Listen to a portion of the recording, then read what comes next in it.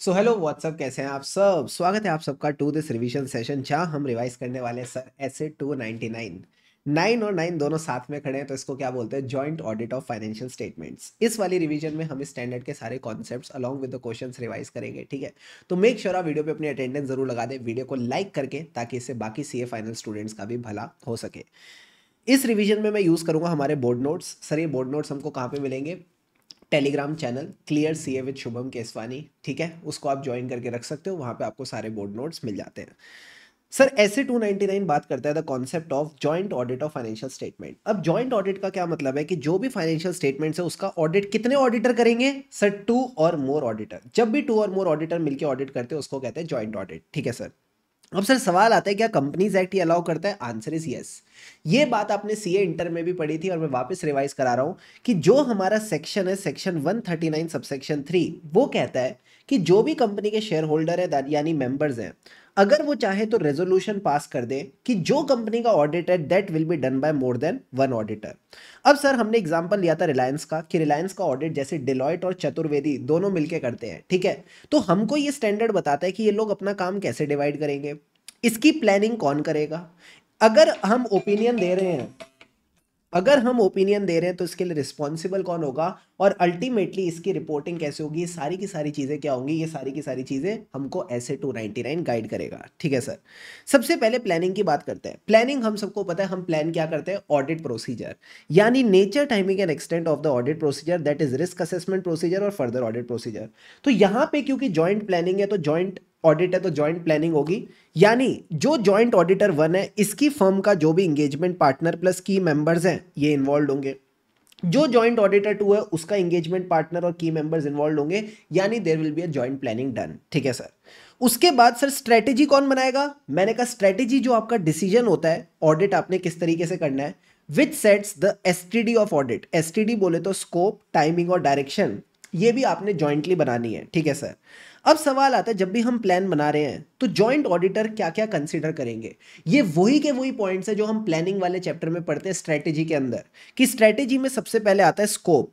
एक joint auditor का scope क्या होगा? सबसे पहले तो जो काम डिवाइड हो गए वो उसके स्कोप में आएंगे, और जितने भी कॉमन ऑडिट एरियाज है, सारे बच्चे करो मेरे साथ, मजा आएगा। जितने भी कॉमन ऑडिट एरियाज हैं वो सब भी उसके स्कोप का पार्ट होते हैं। तो जो एरिया डिवाइड होके उसके हाथ में आ गया वो उसका स्कोप है, प्लस जितने भी कॉमन ऑडिट एरियाज है that will be the scope. So identify the division of areas and the common audit areas that will define the scope of each joint auditor.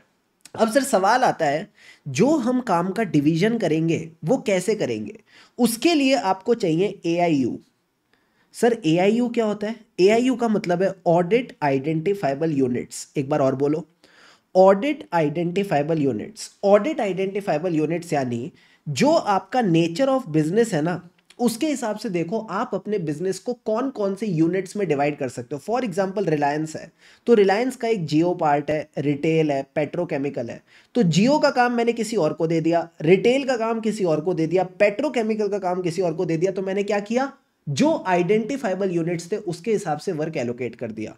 अगर नेचर ऑफ बिजनेस के हिसाब से आप काम नहीं कर सकते तो देसी तरीका क्या है? फाइनेंशियल स्टेटमेंट के आइटम्स बांट दो, जैसा हमारे ऑफिसेज में होता है कि एसेट किसी को दे दिए, लाइबिलिटी किसी को दे दी, इनकम किसी को दे दी, एक्सपेंसेस किसी और को दे दिए। क्या ये गेम समझ में आई? आई सर। स्कोप के बाद आप देखते हो टाइमिंग। टाइमिंग के लिए कहता है know the reporting objectives, to plan the timing and communication for audit. Timing और कम्युनिकेशन का मतलब बड़ा सिंपल है, हमको पता होनी चाहिए रिपोर्ट कब तक सबमिट करनी है। उसके हिसाब से हम डिसाइड करेंगे प्लानिंग कब तक कंप्लीट करनी है, एग्जीक्यूशन कब तक कंप्लीट करनी है और रिपोर्ट कब तक सबमिट करनी है। जनरली जो रिपोर्ट होती है वो आपकी एजीएम की डेट तक सबमिट हो जाती है। फिर आता है सवाल डायरेक्शन। जो मेरी इंगेजमेंट टीम के एफर्ट्स हैं वो एफर्ट्स मुझे किस डायरेक्शन में डालने हैं। So communicate the factors that will direct the engagement teams efforts.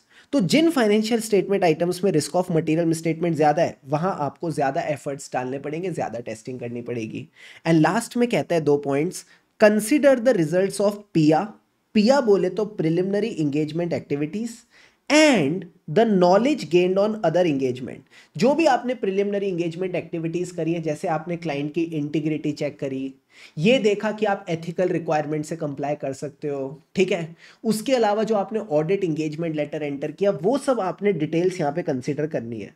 Plus इसके अलावा भी जो आपका एक्सपीरियंस है based on your previous audit, वो आप कंसीडर करके चलोगे इस ऑडिट को करते वक्त, ठीक है सर। एंड आखिरी में कहता है ascertain the nature, timing and extent of resources. जो हम ये ऑडिट करने वाले हैं उसमें हमें किस तरह के रिसोर्सेज चाहिए, किस टाइम पे चाहिए, कितने रिसोर्सेज चाहिए। तो नेचर का मतलब हो गया जो भी सीनियर एक्सपीरियंस लोग हैं, जहां भी रिस्क ऑफ मटेरियल मिसस्टेटमेंट ज्यादा है उनको वहां पे लगाओ, ठीक है सर। जहां रोमम ज्यादा है वहां पे आप एक्सटेंड भी ज्यादा लगाओगे, ज्यादा क्वांटिटी ऑफ रिसोर्सेज लगाओगे। टाइमिंग का मतलब होता है ऑडिट में किस स्टेज पे हमको रिसोर्सेज लगाने हैं, स्टार्टिंग में, बीच में, या डेडलाइन वाली स्टेज में, तब हमें रिसोर्सेज कब कब कितने कितने चाहिए वो हम यहाँ पे कंसिडर करते हैं।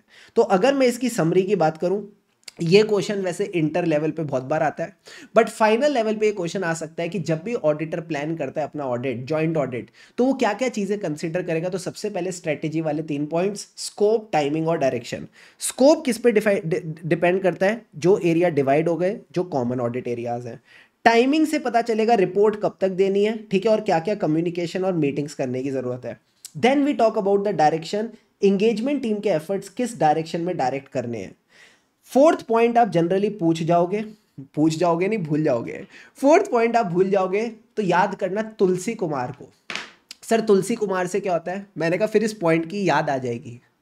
आसमां में जैसे बादल सो रहे हैं, हम धीरे धीरे धीरे पागल हो रहे हैं। सर क्या कह रहे हो, अरे गाना है ना, याद पिया की आने लगी, हाय फोर्थ पॉइंट में। तो याद रखना फोर्थ पॉइंट में तुमको पिया की याद आनी चाहिए, यानी preliminary engagement activities and knowledge gained on other engagement. And आखिरी में you can conclude the nature, timing and extent of resources, कब कौन से कितने रिसोर्सेज चाहिए ये आपको आइडिया लग जाएगा। तो ये आपने फ्लो में चलना है, स्कोप, टाइमिंग, डायरेक्शन, पिया की याद आने लगी यानी preliminary engagement activities, and lastly you can conclude the nature, timing and extent of resources. इस कॉन्सेप्ट पे कोई क्वेश्चन नहीं है फाइनल लेवल पे, पर इंटर पे बार बार पूछते तो हमने इसको ढंग से कर लिया। अब सर इसके बाद यहां तक सारी बातें क्लियर है? क्लियर है सर। जो जो अभी तक बताया एक बार चलो बुक से गो थ्रू करते हैं, कोई कॉन्सेप्ट रह तो नहीं गया। जॉइंट ऑडिट का कॉन्सेप्ट हमने कवर कर लिया, कंपनीज एक्ट के प्रोविजंस कर लिए, प्लानिंग और स्ट्रेटेजी वाले पॉइंट्स डन हो गए। अब आ जाओ छोटे छोटे पॉइंट्स यहां से एक बार कवर करते हैं। इनके ऊपर कहीं ना कहीं आपसे एमसीक्यू वगैरह में सवाल पूछ सकते हैं, प्लीज फोकस। जो रिस्क ऑफ मटेरियल मिसस्टेटमेंट की असेसमेंट है ये कौन करेगा? It will be done by each joint auditor and communicated to the other joint auditor, ठीक है, ठीक है सर। अब ये जो रिस्क ऑफ मटेरियल मिसस्टेटमेंट अपन असेस करेंगे फाइनेंशियल स्टेटमेंट लेवल पे भी, और जो आपका एरिया है उसकी भी आपने असेस करनी है। उसके बाद जो भी आपके nature, timing and extent of procedure है वो आप डिस्कस वगैरह कर लो, डॉक्यूमेंट वगैरह कर लो for the common areas and specifically allotted areas. Plus आपने कम्युनिकेट करने टू द TCWG। अब सर एक बात बताओ, यहाँ पे कितने इंगेजमेंट लेटर लिए जाएंगे? एक ऑडिट इंगेजमेंट है तो कॉमन इंगेजमेंट लेटर रहेगा। जब आप इंगेजमेंट लेटर एक भेज रहे हो, जो ऑडिटर क्लाइंट को इंगेजमेंट लेटर भेज रहा है वो एक भेज रहा है, तो रिटर्न रिप्रेजेंटेशन कितनी मिलेगी? मैंने कहा वो भी एक ही मिलेगी। तो जो क्लाइंट ऑडिटर को रिटर्न रिप्रेजेंटेशन देता है वो भी कॉमन रिटर्न रिप्रेजेंटेशन होगी, ध्यान रखना। फिर सर जो मैंने काम एलोकेट किया है, whatever is the work that is allocated, ये आप डॉक्यूमेंट करके चलोगे, and this document will be signed by all the joint auditor. कल को कोई मुकर ना जाए, ठीक है sir, and this will be communicated to TCWG। आप TCWG को बताओगे जो जो आपने वर्क एलोकेट किया है। क्या ये बेसिक्स की अंडरस्टैंडिंग क्लियर है? हाँ सर, ये बातें आपने बस समझ के चलनी है। अब आता है सर सबसे important topic, 5 star topic, responsibility and coordination among the joint auditor. MTP नवंबर 24 में ICAI ने पूछा था। देखो क्या कहता है, इधर आओ। सबसे पहले तो सर रिस्पॉन्सिबिलिटी की अगर मैं बात करूं, इंडिविजुअल रिस्पॉन्सिबिलिटी। इंडिविजुअल रिस्पॉन्सिबिलिटी यानी यात्री अपने सामान के खुद जिम्मेदार है। सारे बच्चे बोलो मेरे साथ, वो बोलते हैं ना स्टेशन पे, यात्री अपने सामान का खुद जिम्मेदार है, तो जॉइंट ऑडिटर अपने एरिया का खुद जिम्मेदार है। तो जो वर्क उसके पास डिवाइड होके उसके हिस्से में आ गया, वो डिसाइड करेगा nature, timing and extent of procedure, यानी risk assessment procedure, further audit procedure. तो जो मैंने आपको बताया था, आप अपने एरिया की रिस्क असेस करोगे, आप अपने एरिया का प्रॉपर कंट्रोल टेस्टिंग करोगे, everything has to be properly done by you, okay sir. फिर उसके बाद सारे रिस्पॉन्सिबल है, मैंने कहा मतलब all will be jointly and severally responsible for 5 areas. देखो भैया, जो वर्क तो डिवाइड हो गया वो तो इंडिविजुअल रिस्पॉन्सिबिलिटी, और जो वर्क डिवाइड ही नहीं हुआ वो सबकी responsibility. So the work which is not divided and carried by all will be the responsibility of all joint auditor. इसको क्या मैं एक तरीके से और कह सकता हूं, कॉमन एरिया। हाँ सर, अब कॉमन एरिया में कहता है, ध्यान से समझना, decisions bye all for the planning of nature, timing and extent of audit procedure for common areas, इसके लिए सब रिस्पॉन्सिबल होंगे। तो मैंने आपको कहा कॉमन एरियाज की जो प्लानिंग है ना उसके लिए सब रिस्पॉन्सिबल है, बट जो एग्जीक्यूशन का मामला है ना उसके लिए वही रिस्पॉन्सिबल होगा जो काम खराब करेगा। मतलब मान लो इनका जो आईटी सिस्टम्स की टेस्टिंग है that is a common area. अब सर कॉमन एरिया का मतलब है जो हमारा मिस्टर ए है, मिस्टर बी और मिस्टर सी, ये तीनों मिलके इस एरिया का ध्यान रख रहे हैं। अब इन तीनों ने मिलके डिसाइड किया कि हम आईटी सिस्टम्स की टेस्टिंग कैसे करेंगे, इसकी प्लानिंग इन्होंने मिलके की। इसके लिए कौन रिस्पॉन्सिबल है? सब रिस्पॉन्सिबल है। बट जो एग्जीक्यूशन का काम था, एक्चुअल टेस्टिंग का काम था, वो मिस्टर बी का था। इसने यहां पे मिस्टेक कर दी, तो बताओ किसकी रिस्पॉन्सिबिलिटी?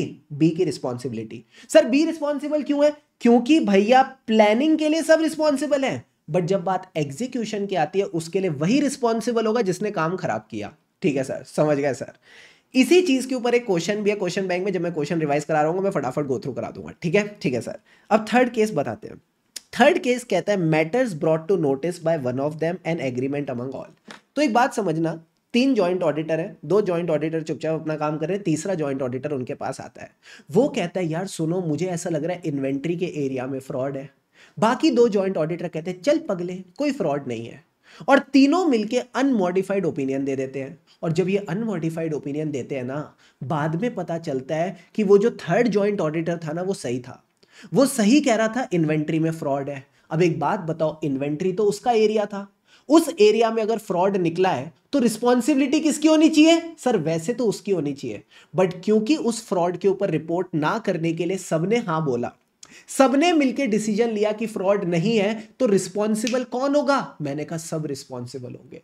तो यहां पे सर सिंपल सी बात यह है, अगर एक थर्ड पार्टी, अगर एक थर्ड जॉइंट ऑडिटर आता है और सारे मिलके डिसीजन लेते हैं कि हमको उस फ्रॉड के ऊपर कोई रिपोर्टिंग नहीं करनी या हमको उसमें कुछ टेस्टिंग नहीं करनी, तो जब सबने मिलके डिसीजन लिया तो सबके सब रिस्पॉन्सिबल होंगे। ये आपने बात समझनी है। तो यही बात लिखता है, matter brought to notice by one of them an agreement among all. अगर सारे मिलके एक डिसीजन लेते तो उसके लिए सभी रिस्पॉन्सिबल होंगे। ठीक है, ठीक है सर। लास्ट के दो पॉइंट बात करते हैं, फाइनेंशियल स्टेटमेंट और ऑडिट रिपोर्ट। आपने ये एग्जामिन करना है that financial statement should comply with the relevant statue. तो जो भी शेड्यूल 3 अकाउंटिंग स्टैंडर्ड है उसके हिसाब से फाइनेंशियल स्टेटमेंट्स होने चाहिए। एंड लास्ट में कहता है presentation and disclosure of the financial statement as per applicable FRF. जो प्रेजेंटेशन एंड डिस्क्लोजर है उसके लिए सब रिस्पॉन्सिबल है। तो जनरली फाइनेंशियल स्टेटमेंट के चार एलिमेंट्स होते हैं, ACPD, अमाउंट, क्लासिफिकेशन, प्रेजेंटेशन और डिस्क्लोजर।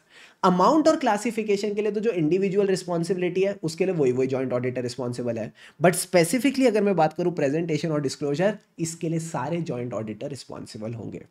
ठीक है, ठीक है सर। और ऑडिट रिपोर्ट अगर आपने इंश्योर करनी है that it is complying with the relevant statue, ICAI pronouncements, ठीक है, एंड ऐसे इसके लिए एवरीवन विल बी रिस्पॉन्सिबल। तो अगर मैं इसको आपके लिए समराइज कर लूँ, बड़ा सिंपल है, वर्क नॉट डिवाइडेड। इसी से similar point common audit areas में जो प्लानिंग हो रही है जॉइंटली, उसके लिए सब रिस्पॉन्सिबल है। तीसरा पॉइंट क्या था? दो लोग काम कर रहे थे, तीसरा भागता भागता आया, कहता है इन्वेंट्री में गड़बड़ है और तीनों ने मिलकर डिसाइड किया उस गड़बड़ को इग्नोर करो। तो जब तीनों मिलकर डिसीजन लेते हैं, matter brought to notice by one of them an agreement among all. करो मेरे साथ, matter brought to notice by one of them an agreement among all, तो all will be responsible. Fourth and fifth point जो है वो financial statement वाले, और छठा पॉइंट ऑडिट रिपोर्ट वाला। Financial statement as per relevant statute, presentation and disclosure as per applicable FRF, and audit report should comply with three things, statute, SA and ICAI pronouncement. अगर आप चाहो तो फटाफट वीडियो को 2 मिनट के लिए पॉज कर लो, quickly recall this 6 points and फिर अपन आगे बढ़ते हैं। ठीक है, do it properly. Yes people, done done done done done sir. अब भैया आ जाओ मेरे साथ, आगे बढ़ते हैं। देखो क्या कहता है, कोऑर्डिनेशन की थोड़ी बात करते हैं। तो हमारे पास दो जॉइंट ऑडिटर है, एक है बंटी, एक है बाबला। आप लोग इनको जानते हो, भाग भाग भाग भागम भाग। अब सर बंटी और बाबला का क्या गेम है? मैंने कहा देखो वैसे ऐसा होता नहीं है, जस्ट लेट्स अज्यूम कि ये जो PPE का एरिया है ना, बंटी इसका टेस्ट ऑफ कंट्रोल कर रहा है, ठीक है, और ये जो PPE का एरिया इसका टेस्ट ऑफ डिटेल कौन कर रहा है? बाबला कर रहा है। तो टेस्ट ऑफ कंट्रोल का काम हमने बंटी को दे दिया और टेस्ट ऑफ डिटेल का काम बाबला को दे दिया। ठीक है सर।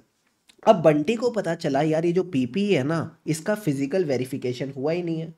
तो जब मैं टेस्ट ऑफ डिटेल करता हूं तो मैं 4 असर्शंस चेक करता हूं, ERCV, existence, right, completeness, valuation, ठीक है, क्योंकि अकाउंट बैलेंस है तो 4 असर्शन होती है। तो सर अगर फिजिकल वेरिफिकेशन नहीं हो रहा मतलब एग्जिस्टेंस की प्रॉब्लम है। हाँ सर। तो दिल पे हाथ रख के बताओ, क्या ये बात बंटी को बाबला को बतानी चाहिए कि जो पीपी है उसका फिजिकल वेरिफिकेशन नहीं हो रहा because it can impact the existence of the PP? Yes sir. तो बंटी को कम्युनिकेट करना चाहिए, he should communicate in writing before the completion of audit. तो ये आप एक बेसिक सी बात याद रखना कोऑर्डिनेशन के लिए। कभी भी किसी जॉइंट ऑडिटर को कुछ ऐसा पता चलता है जो उसको लगता है दूसरे को पता होना चाहिए, so that auditor should communicate in writing before the audit completion. Clear है? क्लियर है सर। तो एक बार आ जाओ फटाफट बुक से गो थ्रू करते हैं। ये एरिया हमने ऑलरेडी कवर करा। अब आ जाओ कोऑर्डिनेशन की बात करते हैं। Everyone please focus on the board. जब भी किसी जॉइंट ऑडिटर को कोई ऐसा मैटर मिलता है that is relevant to the other joint auditor and he feels that it deserves their attention, so communicate in writing prior to the completion of audit. अब sir एक बात समझना, हर जॉइंट ऑडिटर अपने ऑडिट प्रोसीजर और अपने काम के लिए रिस्पॉन्सिबल है, ठीक है।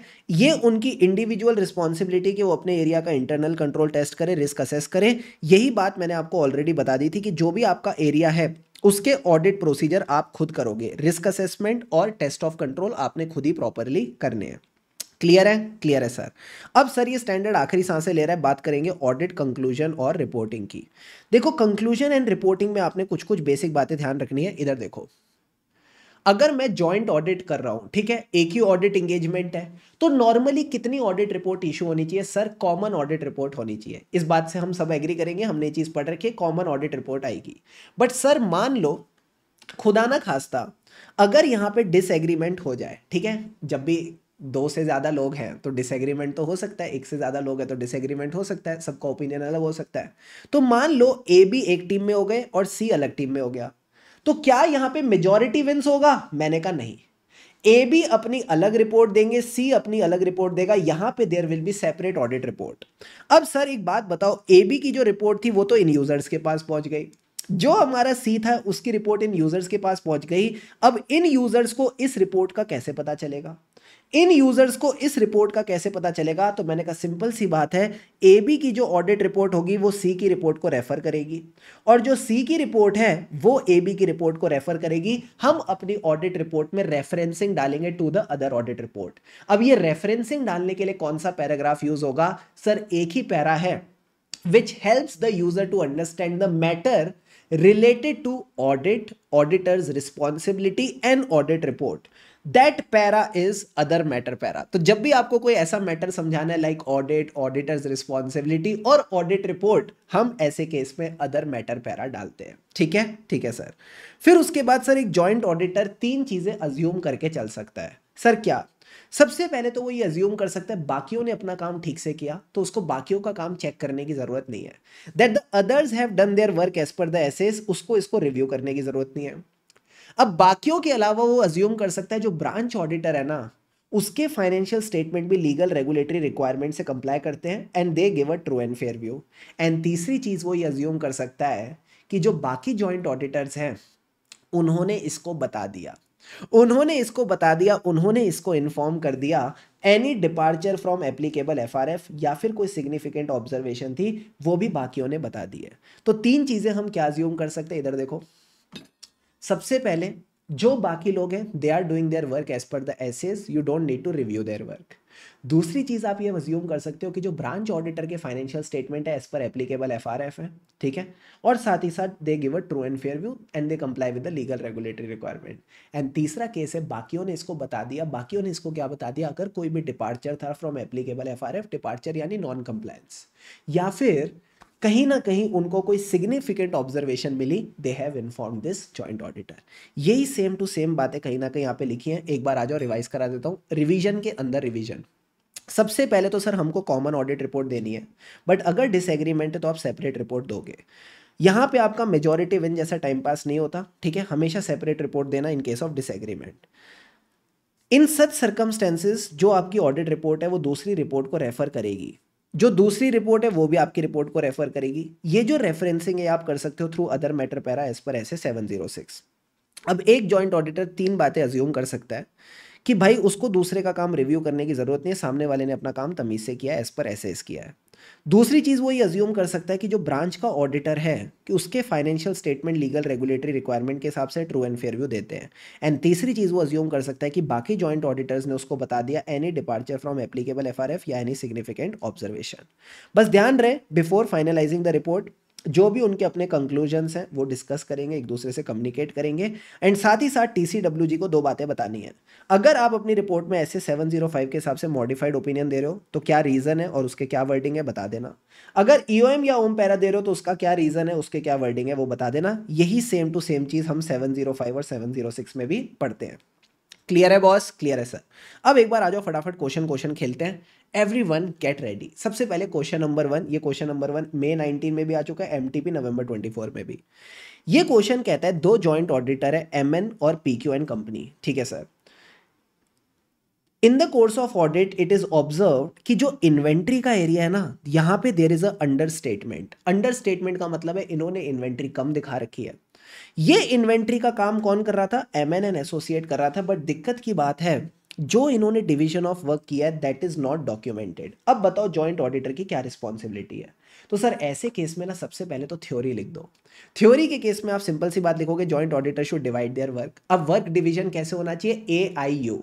एआईयू यानी ऑडिट आइडेंटिफाइबल यूनिट्स। तो मैंने आपको बताया था जो भी आपकी कंपनी के डिविजन्स हैं, ठीक है, जो भी आपका नेचर ऑफ बिजनेस है उसके हिसाब से आप वर्क डिवाइड कर सकते हो। बट अगर नेचर ऑफ बिजनेस के हिसाब से पॉसिबल नहीं है तो जो आपके फाइनेंशियल स्टेटमेंट के एरियाज होते हैं like assets, liability, income, expenditure या पीरियड ऑफ टाइम, इसके हिसाब से डिवाइड कर लो। बट अगर वर्क डिवीजन इस तरह जो भी आप डिवाइड कर रहे हो, ठीक है, अगर वगर कुछ नहीं, जो आपने वर्क डिवाइड किया उसको डॉक्यूमेंट करो और टीसीडब्ल्यूजी को कम्युनिकेट कर दो, ठीक है।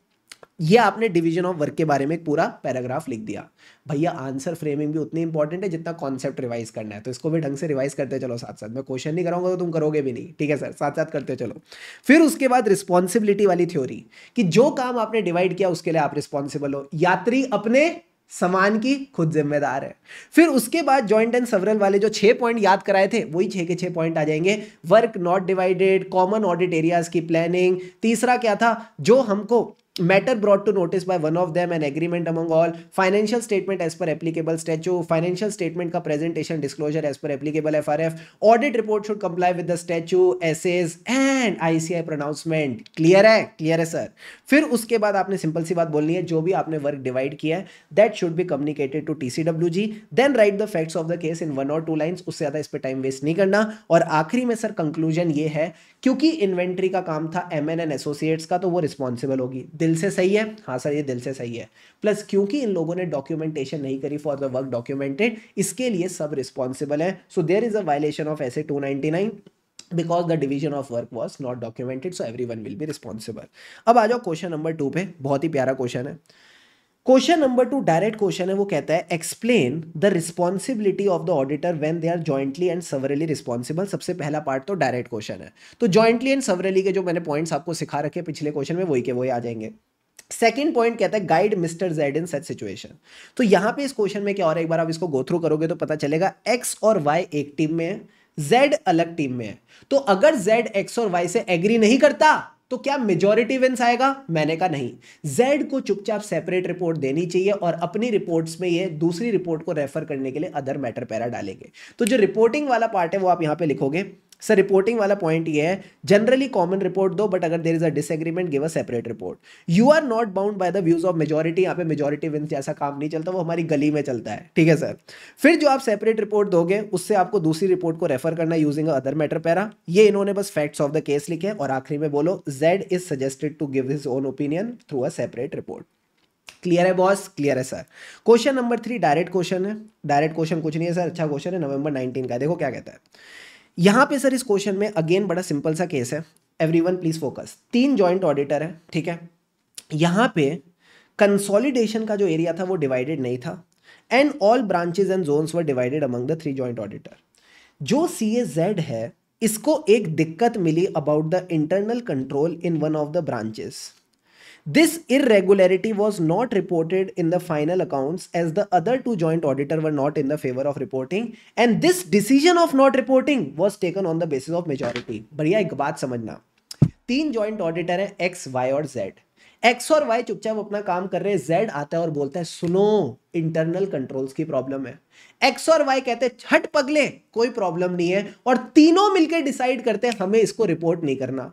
अब सैया सैया कह रहा हूं भैया, एक बात याद रखना, आखिरी में क्या हुआ, जिस ब्रांच के इंटरनल कंट्रोल में प्रॉब्लम थी वहां पे फ्रॉड डिटेक्ट हुआ। ओ, जो ब्रांच का ऑडिट जेड कर रहा था वहां पे एक फ्रॉड डिटेक्ट हुआ। अब बताओ कौन रिस्पॉन्सिबल है। तो सर आपने सिखाया था matter brought to notice by one of them an agreement among all. Z एक मैटर लाया बट सबने एग्री किया था कि इंटरनल कंट्रोल्स की प्रॉब्लम को हम रिपोर्ट नहीं करेंगे, तो सबके सब पकड़े जाएंगे, सबके सब रिस्पॉन्सिबल है। तो ऐसे केस में आपने सबसे पहले वही डिवीजन ऑफ वर्क की बात करनी है, ठीक है सर। फिर रिस्पॉन्सिबिलिटी वाली थ्योरी लिखनी है, और रिस्पॉन्सिबिलिटी वाली थ्योरी के बाद बस आप ऐसा लिखोगे बिफोर फाइनलाइजिंग द रिपोर्ट, ठीक है। रिपोर्ट फाइनलाइज करने से पहले हमें अपने कंक्लूजन डिस्कस करने चाहिए। अगर आप किसी से एग्री नहीं करते तो आपको सेपरेट रिपोर्ट देनी चाहिए, ठीक है। बट क्योंकि यहाँ पे इन्होंने कॉमन रिपोर्ट दी, सबने मिलकर एक ही रिपोर्ट दी, सबके सब रिस्पॉन्सिबल होंगे, ठीक है। तो ऐसे केस में इन्होंने कहा all the 3 joint auditors will be responsible for the fraud detected in branch. Good question sir. अब आ जाओ क्वेश्चन नंबर 4 पे। क्वेश्चन नंबर 4 में सर सिंपल सी बात है, देखो क्या कहता है। एक कॉमन वर्क एरिया है, एक कॉमन वर्क एरिया है कि इनको टेस्ट करने हैं आईटी जनरल कंट्रोल। अब इस कॉमन एरिया में जो एक्चुअल ऑडिट प्रोसीजर थे वो किसने परफॉर्म करे, देस एंड एसोसिएट ने। एंड बाद में पता चला ये प्रोसीजर ठीक से परफॉर्म नहीं हुए थे, तो बताओ कौन रिस्पॉन्सिबल होगा। सर आपने सिखाया था जो कॉमन एरिया की प्लानिंग होती है उसके लिए तो सब रिस्पॉन्सिबल है, बट जो कॉमन एरिया की एग्जीक्यूशन है उसके लिए वही रिस्पॉन्सिबल है जो काम खराब करेगा। तो यहां पे काम किसने खराब किया, देस and associate. So these and associate will be responsible. तो देखो क्या कहता है, in the common areas joint auditors are responsible for the appropriateness of nature timing and extent of planned procedure, ठीक है सर। बट जो इंडिविजुअल एग्जीक्यूशन है इसकी रिस्पॉन्सिबिलिटी जॉइंट ऑडिटर की है। फिर फैक्ट्स लिखने के बाद आप बोलोगे audit procedures were actually performed by this, so he will be responsible. Easy question, yes sir. इस तरह की केस स्टडीज या एमसीक्यू पॉइंट ऑफ व्यू से भी पूछ सकते हैं, तो ये दिमाग खुले रखना। आई होप मजा आ रहा है। अब आ जाओ क्वेश्चन नंबर 5 पे। क्वेश्चन नंबर 5 तो भैया एकदम क्लासिक क्वेश्चन है। देखो क्या कहता है, ABC are the joint auditor. B का ये मानना है कि there is a material misstatement, जो अगर इन्होंने अकाउंट फॉर कर दी तो 25 करोड़ का जो प्रॉफिट है वो 5 करोड़ का लॉस बन जाएगा। तो अगर 25 करोड़ का प्रॉफिट 5 करोड़ का लॉस बन जाएगा तो यानी 30 करोड़ की मटेरियल मिसस्टेटमेंट है, 30 करोड़ का खर्चा अनबुक्ड है। हाँ सर।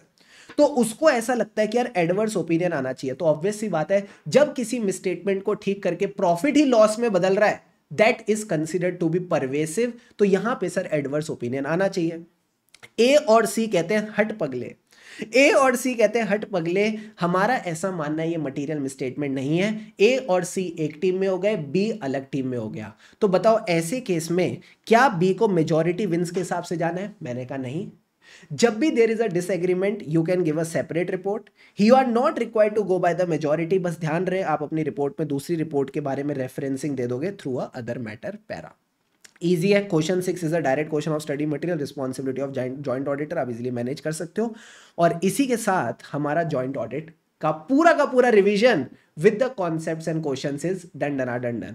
एंड लास्ट में बस आप इतना ध्यान रखना सर, क्या जो आपकी एग्जाम्स की परफॉर्मेंस है that is a joint effort between you and me, ठीक है, between a teacher and a student. So make sure you are revising well so that our efforts pay off well in the exam, ठीक है। So मेरी कोशिश यही थी कि सारे concepts along with the question अच्छे से हो जाए। आई होप मजा आया होगा। मजा आया तो वीडियो को लाइक जरूर कर देना। Do share your feedback in the comments because your appreciation is my motivation, ठीक है। See you all in the next revision. तब तक के लिए यूं ही खुशी खुशी मन लाकर पढ़ते रहें, खुशी से पढ़ेंगे तभी आगे बढ़ेंगे। हमें राई ऑडिट के फिर मिलेंगे चलते चलते। लगे रहो मित्रों, लगे रहो। अभी तक चैनल को सब्सक्राइब नहीं किया तो डू सब्सक्राइब इट। चलो।